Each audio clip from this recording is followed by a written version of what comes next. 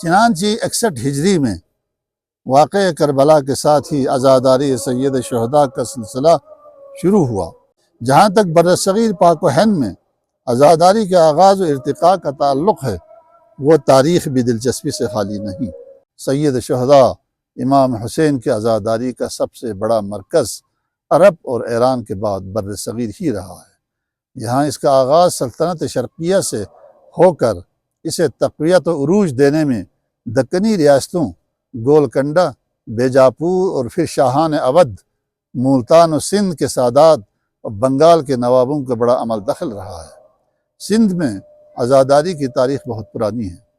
واقعہ کربلا کی خبر برصغیر میں سب سے پہلے سندھ میں پہنچی اور یہاں صف ماتم بچھ گئی۔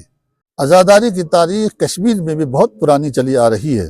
بلتستان کا علاقہ دنیا سے منقطع اور الگ تھلگ ہونے کے باوجود یہاں عزاداری کی روایت 14ویں صدی عیسوی میں اشاعت اسلام کے ساتھ ہی پڑ گئی تھی، جو یہاں کے حکمران خاندانوں کی سرپرستی میں پروان چڑھتی رہی۔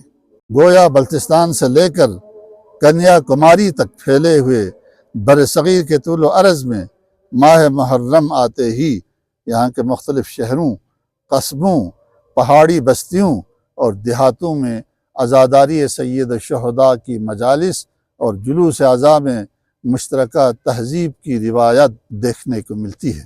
السلام علیکم ناظرین، میں ہوں محمد حسن حسرت، آپ دیکھ رہے ہیں سیاچن ٹائمز۔ ہمارا پروگرام ہے آئینہ گلگت بلتستان۔ آج ہماری گفتگو کا موضوع ہے تاریخ عزاداری حضرت امام حسین علیہ السلام۔ شاہ است حسین، بادشاہ است حسین، شاہ است حسین، بادشاہ است حسین، دین است حسین، دین پناہ است حسین، سر داد نداد دست در دست یزید، حقا کے بنا لا الہ است حسین۔ نواسہ رسول سید شہداء حضرت امام حسین علیہ السلام یقیناً اسلام اور مسلمانوں کا عظیم الشان سرمایہ زندگی ہے، جنہوں نے دین اسلام کے تحفظ و بقا کے لیے اپنا سب کچھ کربلا کے میدان میں لٹا دیا۔ اس لیے امام حسین کا ذکر، ان کی یاد اور ان کا غم ایک ایسا لازوال درس معرفت اور ایمان کو تازہ رکھنے کا ذریعہ ہے، جو اللہ اور رسول اللہ صلی اللہ علیہ وآلہ وسلم کی یاد بھی دلاتا رہتا ہے۔ اس میں کوئی شک نہیں کہ شہادت امام حسین دنیا کی تمام شہادتوں سے افضل و برتر ہے۔ حسین ابن علی اور ان کے اعوان و انصار کی شہادت تاریخ اسلام کے عبرت انگیز گوشوں کو تشت از بام کرتی ہے۔ یہ نواسہ رسول کی حقانیت کے لیے مینارہ نور ہے۔ کربلا کا واقعہ دراصل حق و باطل، صبر و استقامت، عزم و ہمت اور تسلیم و رضا کا سب سے بڑا سرچشمہ ہے۔ یہ ظلم و بربریت، مکر و فریب اور ہر طرح کے کذب و باطل کے لیے دھودھاری تلوار ہے۔ معرکہ کربلا ساری دنیا کے مظلوموں، بے کسوں اور غمزدوں کے لیے ہمت آفریں جائے پناہ اور زندگی بخش یادگار ہے۔ چنانچہ 61 ہجری میں واقع کربلا کے ساتھ ہی عزاداری سید شہداء کا سلسلہ شروع ہوا۔ پہلی باقاعدہ مجلس عزا اہل بیت اطہار کی زندان شام سے رہائی سے پہلے زندان میں ہی منعقد ہوئی۔ اس کے بعد کربلا میں قبور شہداء پر جابر ابن عبداللہ انصاری نے پہلی بار زیارت قبر امام حسین کے شرف حاصل کیا اور وہاں ماتم برپا کیا۔ پھر اہل بیت اطہار مدینہ پہنچنے کے بعد مجلس ہی مجلس، ماتم ہی ماتم برپا ہوتے رہے۔ تاریخ سے پتہ چلتا ہے کہ رسمی طور پر پہلی امام بارگاہ معز الدولہ نے بغداد میں قائم کی تھی۔ اس کے بعد مورخین کے مطابق پہلی امام بارگاہ کی تعمیر کا شرف فاطمین مصر کے دوسرے خلیفہ المعز نے حاصل کیا، جس نے قاہرہ میں محلات کے ساتھ مجالس اعزاء کے لیے ایک علیحدہ عمارت بنوائی، جو ہماری زبان میں امام بارگاہ کہلاتی ہے۔ جہاں تک برصغیر پاک و ہند میں عزاداری کے آغاز و ارتقاء کا تعلق ہے، وہ تاریخ بھی دلچسپی سے خالی نہیں۔ حضرت امام حسین کی ذات والا صفات سے اسلام کے تمام فرقوں کو عقیدت تھی اور مختلف مسالک مجالس اعضاء برپا کرتے تھے، بلکہ بعض ہندو بھی مجالس حسین منعقد کرتے تھے۔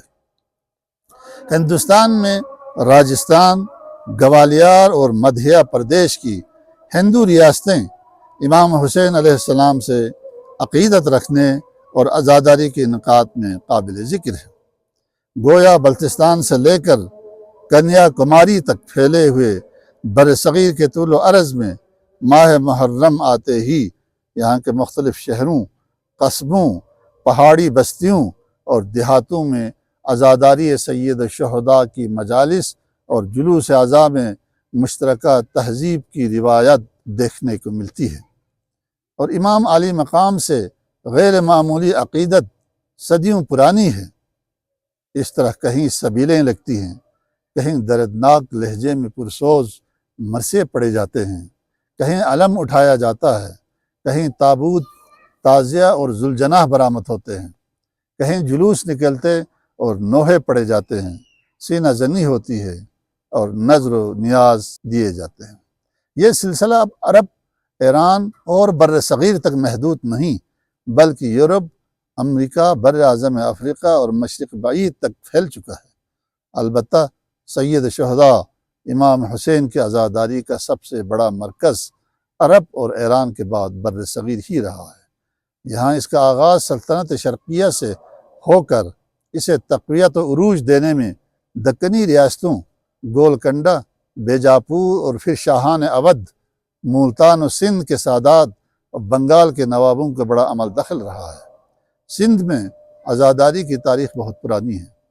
واقعہ کربلا کی خبر برصغیر میں سب سے پہلے سندھ میں پہنچی اور یہاں صف ماتم بچھ گئی۔